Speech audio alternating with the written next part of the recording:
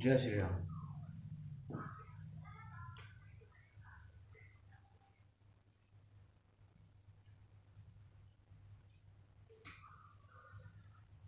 Plant kingdom.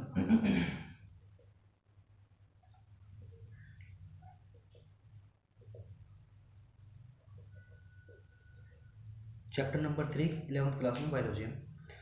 Plant kingdom में सबसे पहली बात की गई है क्लासिफिकेशन की, जिसमें नेचुरल सिस्टम ऑफ क्लासिफिकेशन है, आर्टिफिशियल सिस्टम ऑफ क्लासिफिकेशन है, फाइलोजेनेटिक सिस्टम ऑफ क्लासिफिकेशन है। पहले उनके बारे में बात कर लेते हैं। क्लासिफिकेशन के बारे में पहले बता चुका हूँ, क्लासिफिकेशन करना क्यों जरूरी था। क्लासिफिकेशन करना इसलिए ज़रूरी था जिससे लिविंग्स की, सभी की, वैसे तो हम यहाँ प्लांट की बात कर रहे हैं, लिविंग्स की स्टडी इजी और सिस्टमेटिक हो जाए। ठीक है, तो कुछ सिस्टम दिए गए, आइए उन्हें देखते हैं। सबसे पहला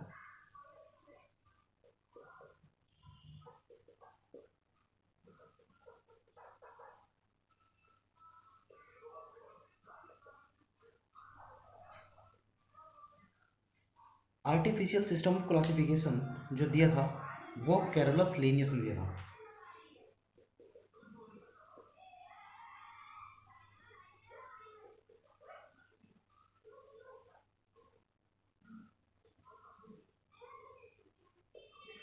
कैरोलस लीनियस ने ये आर्टिफिशियल सिस्टम जो दिया था वो बेस जो उसका लिए बनाया उन्होंने, वो बेस था उसके यानी कि प्लांट के मॉर्फोलॉजिकल कैरेक्टर ओनली। जब प्लांट्स को उनके मॉर्फोलॉजिकल कैरेक्टर को देख करके क्लासिफिकेशन किया गया तो उसे बोला गया artificial system of classification. Morphological character का मतलब होता है एक्सटर्नल कैरेक्टर, जिस लीव्स का देखना, रूट को देख करके, स्टेम की स्ट्रक्चर देख करके, लीव्स के नंबर और स्ट्रक्चर देख करके। तो जो एक्सटर्नल आपको स्ट्रक्चर दिख रही है प्लांट की, उन्हें बेस मान करके अगर आप क्लासिफिकेशन करते हैं तो वो classification artificial system of classification होगा।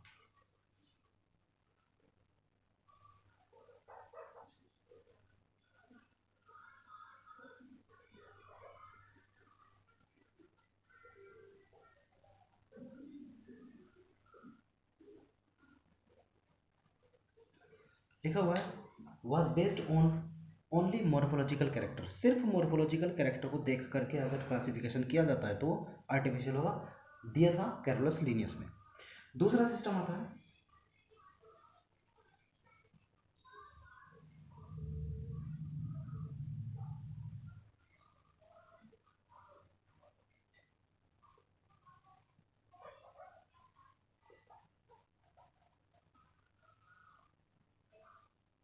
Natural system classification. Natural system classification जब किया गया तो सिर्फ मॉर्फोलॉजिकल कैरेक्टर ही नहीं और दूसरे भी इंटरनल स्ट्रक्चर यानी कि एक्सटर्नल स्ट्रक्चर तो देखा ही देखा, प्लस इंटरनल स्ट्रक्चर को भी बेस मान करके या उनको भी कंसीडर करने के बाद जो क्लासिफिकेशन हुआ वो हुआ नेचुरल सिस्टम क्लासिफिकेशन। मीन्स यहाँ पे सब कुछ देखा जाएगा, एक्सटर्नल फीचर्स भी, लीव्स कितनी है, किस साइज़ की है, किस शेप की है, स्टेम ब्रांच्ड है या नहीं है, रूट कोरेलॉइड है, माइकोराइजल है, टैप रूट है या फिब्रस रूट है। ये तो हो गया एक्सटर्नल स्ट्रक्चर। इंटरनल स्ट्रक्चर भी देखा गया, जैसे बंडल शीथ क्लोरोप्लास्ट है कि नहीं है, क्लोरोप्लास्ट कंजॉइंट है, रेडियल है। इस तरह के इंटरनल स्ट्रक्चर भी देखते हुए, मेरे कह रहा हूँ सिर्फ internal structure, external structure and internal structure दोनों को बेस मान करके जो क्लासिफिकेशन हुआ प्लांट का वो हुआ नेचुरल सिस्टम ऑफ क्लासिफिकेशन। ये दिया था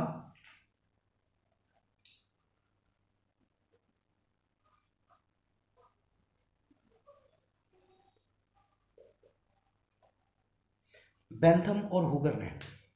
बेस क्या था,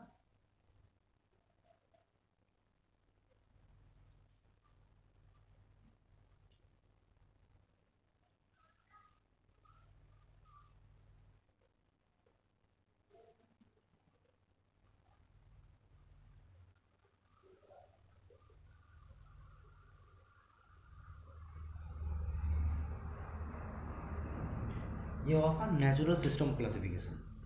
ये बेस था एक्सटर्नल और इंटरनल स्ट्रक्चर के ऊपर, जबकि plant sorry artificial system classification जो बेस करता था उसका बेस था मॉर्फोलॉजिकल कैरेक्टर। ये दिया था कैरोलस लिनियस ने, इसको दिया है बेंथम और हुकर ने। तीसरा भी आता है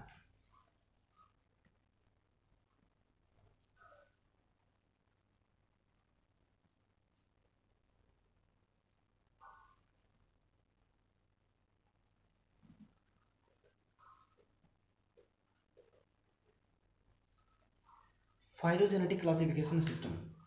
ये दिया गया था फाइलोजेनेटिक। फाइलोजेनेटिक का एक मिनट बताया था। फाइलो का मतलब होता है, फाइलोजेनेटिक का मतलब है इवोल्यूशनर। इवोल्यूशनरी हिस्ट्री को देखते हुए अगर प्लांट को क्लासीफाई किया गया। इवोल्यूशनरी हिस्ट्री का मतलब सपोज करिए कि आपके पास प्लांट्स हैं, उनमें से कुछ प्लांट ऐसे हैं जिनका एक ही एंसेस्टर यानी पूर्वज रहा होगा, और कुछ का ऐसा रहा था कि दूसरा पूर्वज रहा है। तो इस इवोल्यूशनरी हिस्ट्री को देखते हुए कि जिनके सेम पूर्वज रहे हैं, जिनके सेम एंसेस्टर रहे, जहाँ से वो डेवलप होकर के आए हैं, तो उन्हें एक अलग ग्रुप में यानी कि टैक्सा में रखा हुआ। ठीक है।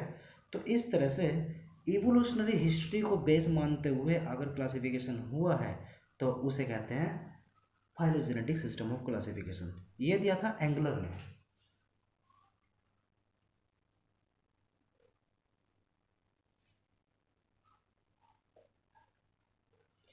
एंगलर ने बेस किस पे था?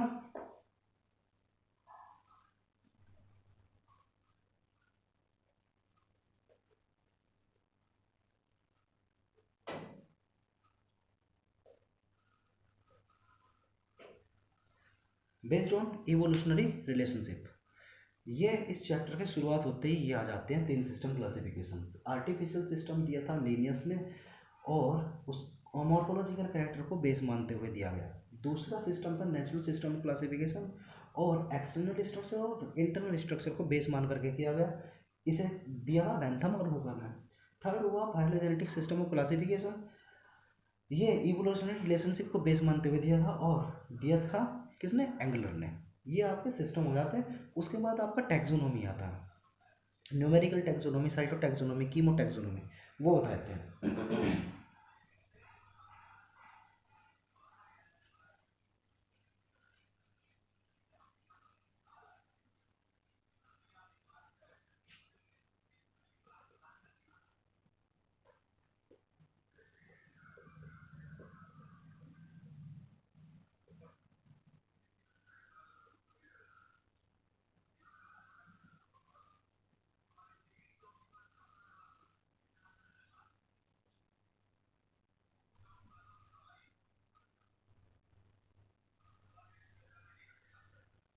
3 तरह की टैक्सोनॉमी। टैक्सोनॉमी का मतलब क्या होता है मैं पहले ही बता चुका हूँ सेकंड चैप्टर में। Identification, nomenclature and classification of an organism is called taxonomy, या ये भी कह सकते हैं the branch of biology which deals with the study of identification, nomenclature and classification of organism. ठीक है, ब्रांच है ये बायोलॉजी की जिसमें हम एक ऑर्गेनिज्म को आइडेंटिफाई करके उसे नाम दे करके और उसे क्लासिफाई कर देते हैं। तो सबसे पहले आता है न्यूमेरिकल टैक्सोनॉमी। न्यूमेरिकल टैक्सोनॉमी में क्या हुआ कि जो उसकी इंफॉर्मेशन थी उसके अंदर जितने भी क्रोमोसोम्स लिए गए, क्रोमोसोम्स को लेकर के उनके डेटा लिए गए, डेटा को लेकर के उन्हें कंप्यूटर बेस्ड प्रोसेस्ड किया गया। तो यहाँ पे क्योंकि बहुत सारी न्यूमेरिकली यानी कि इक्वेशंस आई, उन इक्वेशंस के थ्रू उन क्रोमोसोम नंबर को या उन क्रोमोसोम के स्ट्रक्चर को सोल्व किया गया, उनकी रिलेशन निकाली गई इवोल्यूशन में। ठीक है। तो इवोल्यूशनरी रिलेशनशिप को लेकर के, और क्योंकि इस टैक्सोनॉमी में कंप्यूटर बेस्ड डेटा को प्रोसेस्ड किया गया था इसीलिए इसको क्यों। और दूसरी बात ये भी थी कि इसमें इक्वेशंस भी यूज हुई थी इस टैक्सोनॉमी को, सॉरी इस टैक्सोनॉमी को यहाँ पे रखने के लिए। इस टैक्सोनॉमी को बनाने के लिए इक्वेशंस इस्तेमाल हुई, कंप्यूटर्स इस्तेमाल हुए, उनको प्रोसेस्ड किया गया। इसीलिए इस तरह की टैक्सोनॉमी को जिसमें इक्वेशंस और कंप्यूटर्स डेटा बेस्ड इस्तेमाल हुए हैं उसी को बोलते हैं न्यूमेरिकल टैक्सोनॉमी। तो क्या कहेंगे? कैरीड आउट बाय यूजिंग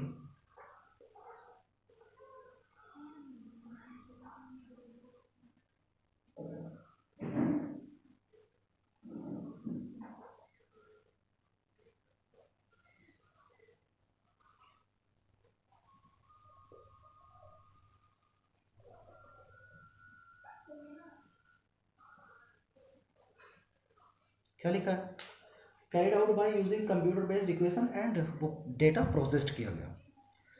इस तरह की जो टैक्सोनॉमी बनी है उसे न्यूमेरिकल टैक्सोनॉमी कहा। दूसरी टैक्सोनॉमी आपकी आती है साइटो टैक्सोनॉमी।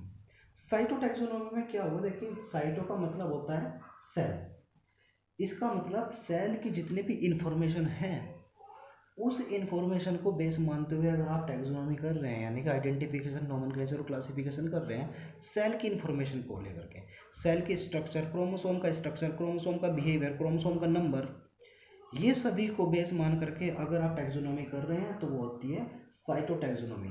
तो क्या लिख देंगे, include cytological information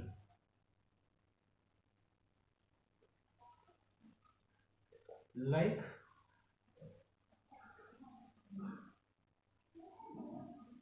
chromosome number,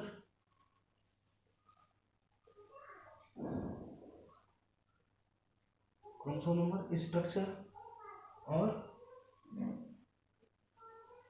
behaviour. Cell की साइटोलॉजिकल इंफॉर्मेशन जैसे लिखा है, क्रोमोसोम के नंबर और क्रोमोसोम का स्ट्रक्चर और क्रोमोसोम किस तरह से बिहेव करते हैं एक जनरेशन से दूसरी जनरेशन तक जाने में, इस तरह को अगर बेस मान करके टैक्सोनॉमी की हुई हो तो साइटोटैक्सोनॉमी। तीसरा लिखा हुआ है कीमोटैक्सोनॉमी। कीमोटैक्सोनॉमी का मतलब होता है ऐसी टैक्सोनॉमी में कीमो, कीमो का मतलब होता है केमिकल्स, प्लांट किन किन केमिकल से कंपोज हुई है या कौन कौन से केमिकल कंपोज होकर के प्लांट की सेल बनाते हैं, या कौन कौन से केमिकल प्लांट में इस्तेमाल हो रहे हैं या रिलीज कर रहे हैं। जैसे रेजिन प्लांट निकालते हैं, लेटेक्स निकालते हैं जो दूध से निकालते हैं, गम निकालते हैं, तो उन जितने भी सेल के या प्लांट सेल के जितने भी केमिकल्स हैं, इन केमिकल्स को बेस मान करके जो टैक्सोनॉमी हुई है वो होती है कीमोटैक्सोनॉमी। तो ये आपके टैक्सोनॉमी और बायोलॉजिकल क्लासिफिकेशन जिनमें सॉरी प्लांट किंगडम में ये क्लासिफिकेशन हुआ है नेचुरल सिस्टम, आर्टिफिशियल सिस्टम और फाइलोजेनेटिक सिस्टम। और तीसरा हुआ है न्यूमेरिकल टैक्सोनॉमी, साइटोटैक्सोनॉमी एंड कीमोटैक्सोनॉमी। उसके बाद बात हम करेंगे एल्गी की। ठीक है।